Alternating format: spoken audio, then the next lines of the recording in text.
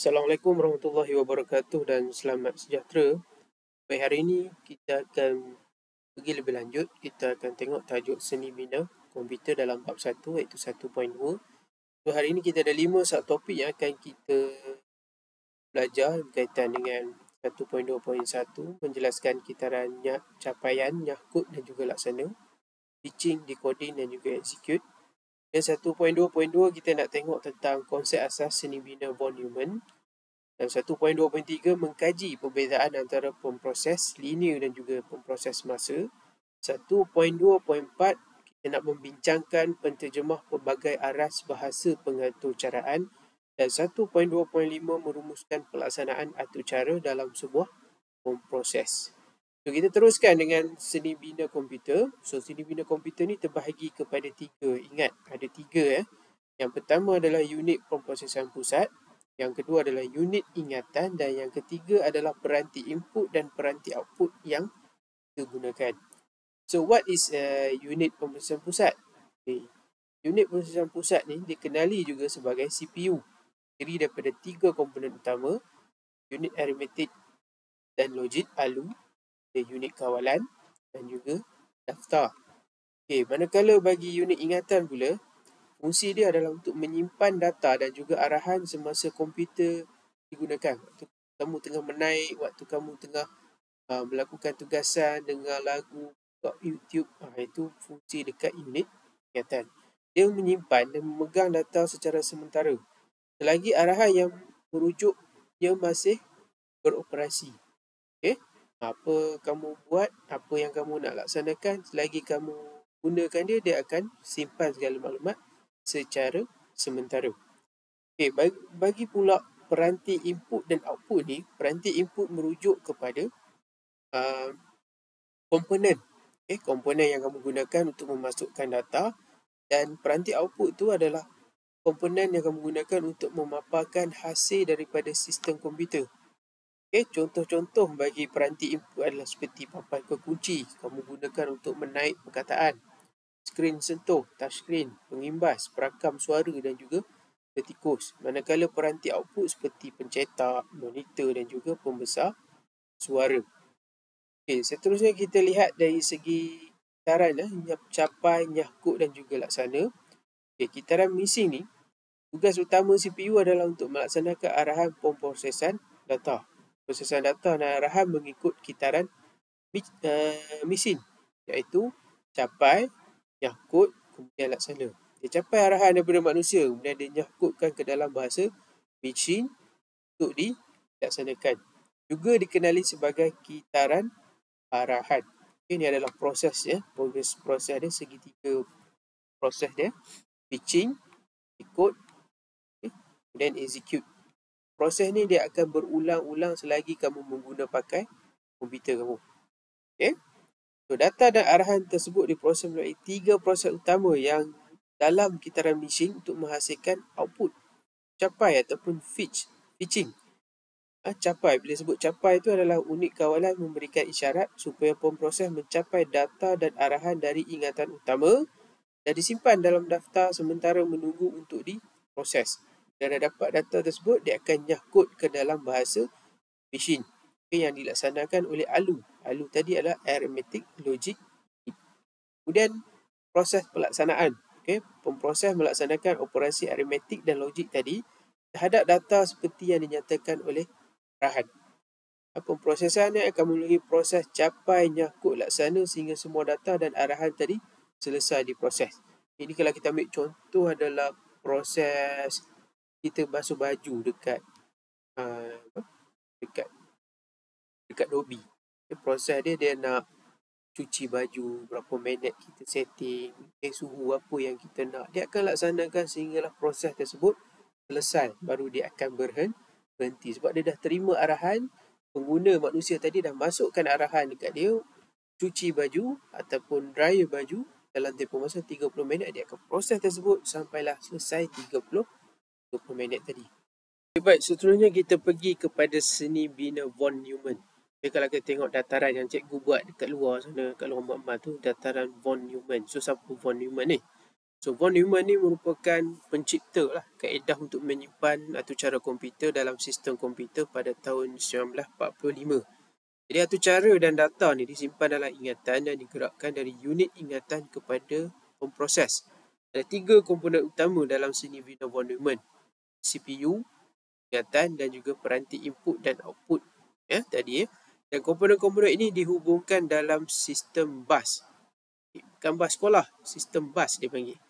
So kita ada ini komponen dia. Kita ada ingatan utama RAM, dan ada unit pemprosesan pusat, CPU. Dalam ni ada daftar, unit kawalan, unit aritmetik dan logik. Kemudian kita ada komponen input dan juga komponen output. Dan sistem ni, penyimpanan maklumat data disebut ni dipanggil sebagai bus alamat. Dan juga bus data. So, apakah bus ni? So dalam sistem komputer ni, kita ada perkara pertama, kita ada CPU, otak dia. Kita nak simpan segala data dan maklumat kita kat situ. Kemudian kita ada memori untuk ingat apa yang disimpan. So dekat mana yang disimpan, alamat apa yang disimpan, maklumat apa yang disimpan, dia mestilah disimpan dalam keadaan tersusun, keadaan kemas. Ibarat kita ada satu almari baju kita disusun secara kemas. Baju sekolah kat mana, baju sukan kat mana, kemudian baju seluar kita lipat dengan kemas. So dalam sistem bus ini, bila sebut sistem bus ini, ada 2 sistem bus. Bus dalaman dan juga bus luaran. Bus dalaman ni, peranan dia adalah untuk menghubungkan komponen-komponen dalam pemproses dan membenarkan komponen tersebut bertukar-tukar maklumat dalam sistem pemprosesan komputer tadi. Bus luaran ni pula menghubungkan pemproses dengan komponen luaran seperti ingatan dan juga peranti input dan peranti output. Benda luar. Dia nak berhubung. Kita ada mouse, tikus, LCD, printer. Itu dipanggil sebagai bus luaran. Bus dalaman ni dalam CPU, dalam otak komputer tadi tu. So bus data ni, dia digunakan untuk memindahkan antara pemproses, ingatan juga peranti input dan juga output tadi. Antara daftar, unit kawalan dan juga arithmetic logic unit tadi. ALU ni dalam CPU ya guys. Kemudian bus alamat. Bus alamat ni digunakan bagi membawa alamat lokasi dan menempatkan data dan arahan dalam ingatan tadi. Dia merujuk kepada kat mana kita nak simpan benda tu. Dekat Google Drive. Kalau kita nak simpan dalam pen drive, kita nak simpan dekat komputer, dekat desktop, dekat my document, itu dipanggil sebagai bus alamat. Bus yang mengandungi isyarat kawalan ni yang digunakan bagi mengawal operasi keseluruhan sistem komputer kita tadi. So, unit pemprosesan pusat, CPU tadi, ada 3 komponen utama dia kat sini yang saya selalu sebut ALU. ALU tu adalah unit arithmetic dan logik. Dikenali sebagai ALU. Dan kita ada daftar. Dan satu lagi adalah unit kawalan. Ingat, 3 komponen ini dalam CPU. Unit pemprosesan pusat. Wajib ingat. Dan ALU ni, apa peranan dia? Dia melakukan operasi aritmetik. Tambah, tolak, bahagi, darab, nilai negatif dan sebagainya adalah proses dalam operasi matematik lah. Melakukan operasi logik. Dan atau tak atau. Ini kita akan belajar nanti dalam topik 1.3 get logic. So ALU ni dia terima input dari daftar-daftar dalam CPU dan menghasilkan maklumat untuk dihantar ke daftar sebelum disimpan dalam ingatan. Kemudian dalam proses daftar ni pula, dia akan simpan data-data tadi yang dia dapat daripada yang dia capai tadi, sebelum dihantar kepada ALU untuk diproses dan menyimpan hasil pemprosesan sementara sebelum dihantar ke ingatan utama dan dipamerkan melalui peranti output. Kemudian kita ada unit kawalan. Untuk apa unit kawalan ni? Dia nak terima isyarat, kawal operasi dalam sistem komputer supaya tidak berlakunya ralat-ralat yang tak sepatutnya. Input utamanya adalah kedudukan isyarat dari sistem jam. Tengok pula apa benda sistem jam ni pula. Unit kawalan ni mengandungi penyangkut arahan dan juga logik pemasaan serta kawalan. So dalam daftar tadi, dia ada beberapa jenis daftar. Kita ada PC, program counter, pembilang atur cara. Kita ada ACC, daftar pengumpul. Kita ada mask, Memory Address Register, daftar alamat ingatan utama. Dan kita ada Memory Data Register, memory, daftar data ingatan. Kemudian kita ada daftar arahan, IR. Okay. So, untuk sistem jam. Sistem jam ni, apa peranan sistem jam ni dalam komputer? Berapa banyak dia boleh ingat? Kalau kita tengok sistem komputer, kita beli komputer tu, kita nak tengok dia i3, i7, i5. Okay. Dan prosesor apa yang dia pakai pun semua tu kita nak tengok. Dan semua itu berkait dengan sistem jam. Okay. Sistem jam ni merupakan satu peranti chip dalam pemproses yang menjana junjungan elektronik pada kadar yang tetap bagi menyeragamkan semua operasi komputer. Hertz. Okay. Hertz. Sebut betul Hertz. Unit yang digunakan untuk menghitung kadar kelajuan jam dalam pemproses. 1 Hertz bersamaan dengan 1 denyutan per kitaran per saat. Contohnya 160 MHz. Okay, 160 juta denyutan perkiraan sesaat, guys. Sesaat. Pemproses akan menggunakan denyutan ini semasa melaksanakan arahan dalam kitaran bising. Satu arahan memerlukan 1 kitaran bising untuk dilaksanakan. Dengan itu, lebih tinggi kelajuan Hertz, lebih laju komputer tersebut. Lebih power lah, lebih laju. Okay? Jadi kalau kita lihat dalam simulasi gambar rajah ni, kalau 1 GHz ni macam orang jogging. Kalau 2 GHz ni dia punya pace larian tu meningkat sikit. Kalau 3 Hz, lagi laju dia berlari, dia akan cepat sampai ke garisan penamat. Itu merujuk kepada komputer, kelajuan komputer yang kita guna pakai. Okay, seterusnya kita masuk kepada 1.2.3. Buat kan? Nanti kamu ulang, kamu buat latihan yang cikgu bagi ni, kamu buat sampai capai target markah yang diperlukan. So, dalam 1.2.3 kita nak lihat perbezaan antara pemprosesan linear dan juga pemprosesan semasa. So, pemprosesan linear ni dikenali sebagai pemprosesan bersiri. Juga dikenali sebagai pemprosesan bersiri. Pemproses CPU, ini CPU, kita rujuk pada CPU, memproses data dan arahan secara berjujukan ikut kitaran mesin. Maksudnya dia selesaikan satu persatu. Dia capai, dia nyakut, kemudian dia laksanakan. Hanya sesuai untuk melaksanakan arahan yang ringkas, yang mudah difahami. Ini kita boleh guna pemprosesan linear. Bila sebut linear, dalam satu baris, satu persatu dilaksanakan. Okey, pemprosesan semasa pula juga dikenali sebagai pemprosesan tak linear, tidak linear ataupun pemprosesan selari. Okay, dia boleh dikonfigurasikan bagi pelbagai tugas dalam satu masa, multitasking lah. Okay, semua dia boleh laksanakan arahan dengan banyak. Okay, kalau pemprosesan linear ni satu persatu, kalau semasa banyak. Teknik talian pipelining digunakan pakai. Okay, teknik ini digunakan untuk meningkatkan prestasi pemprosesan semasa. So, kesimpulannya apa kita boleh lihat ni, perbezaan dia, pemprosesan linear dia kurang efektif lah dalam pemprosesan data dan arahan yang panjang dan kompleks. Hanya boleh digunakan untuk satu tugas pada satu-satu masa. Proses dia lebih perlahan. Bila dibuat satu-satu, lambatlah selesainya. Okey, pemprosesan semasa ni pula dia efektif dalam pemprosesan data dan arahan yang panjang dan kompleks. Arahan-arahan ni dibahagikan kepada beberapa bahagian dan dilaksanakan secara berasingan lah. Okay. Dan proses dia mestilah lebih cepat. Perlahan, linear.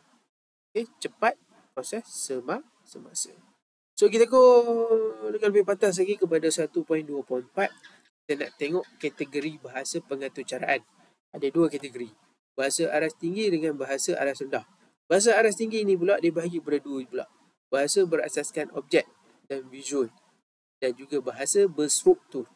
Manakala bahasa aras rendah ni terbahagi pada 2 juga, bahasa himpunan dan juga bahasa mesin. Okey, bahasa pengatur caraan aras tinggi. Okey, kita lihat sini dia menggunakan penyataan yang mudah difahami oleh pengatur cara. Banyakkan bahasa-bahasa yang kita boleh faham. Bahasanya hampir sama dengan bahasa tabi'i manusia, maksudnya bahasa yang kita tuturkan dalam seharian. Okey, kalau dalam coding ni banyak kita guna bahasa Inggeris lah.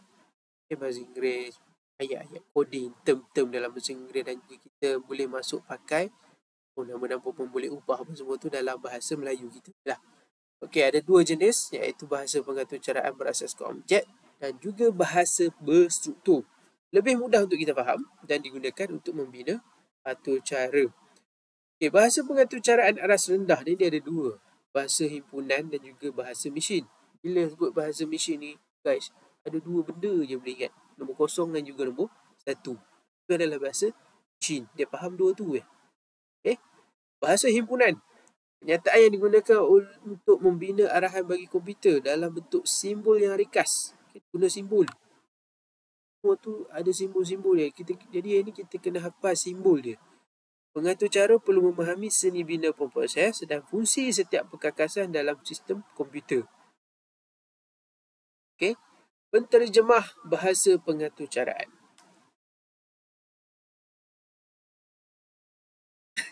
Okey, komputer ni dia faham dua bahasa. Dia faham bahasa mesin je, iaitu digit kosong dan juga satu.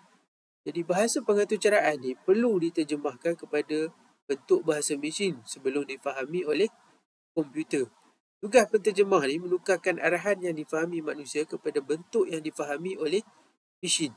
Jadi bahasa aras tinggi, bahasa aras rendah, semua ni akan pergi kepada bahasa mesin. Dia kena tafsir ke dalam bahasa mesin supaya mesin tu bijak pandai boleh faham apa yang kamu nak sampaikan. Okay, proses penterjemahan bahasa aras tinggi dilakukan sama ada oleh pengcompile, compiler ataupun pentaksir, interpreter. What is pengcompile pula? Ataupun compiler. Okay, compiler ni dia menukarkan seluruh kod sumber atau cara ke kod mesin sebelum dilaksanakan. Pentaksir ni pula, dia tukarkan kod sumber atau cara mengikut baris demi baris. Ini kata kunci dia. Baris demi baris dengan satu baris dalam satu bahasa. Okay, kita tengok nama-nama bahasa pengatur caraan aras tinggi. C, C++, COBOL di zaman-zaman saya dulu saya belajar ni. Ia adalah merupakan pengcompile. Okay, Python, Perl, PHP, Ruby ini adalah bahasa pentafsir. Java, Visual Basic, C. Okay, ini juga tergolong dalam dua komponen. Pengcompile boleh, pentafsir pun boleh. So, dalam topik terakhir kita untuk merumuskan pelaksanaan atur cara dalam sebuah pemproses, ini gambar aja kamu kena faham betul-betul bagaimana pemprosesan dilaksanakan. Okay, daripada proses yang pertama, data dan arahan dalam bentuk bahasa pengatur caraan menjadi input kepada sistem komputer daripada A terus kepada B. Data dan arahan dikompil dan ditafsir. Selepas dia dah siap tafsir, melalui proses dalam CPU, ingat ada ALU, ada daftar, ada unit kawalan. Proses ni berulang-ulang kali berlaku dalam bentuk recycle.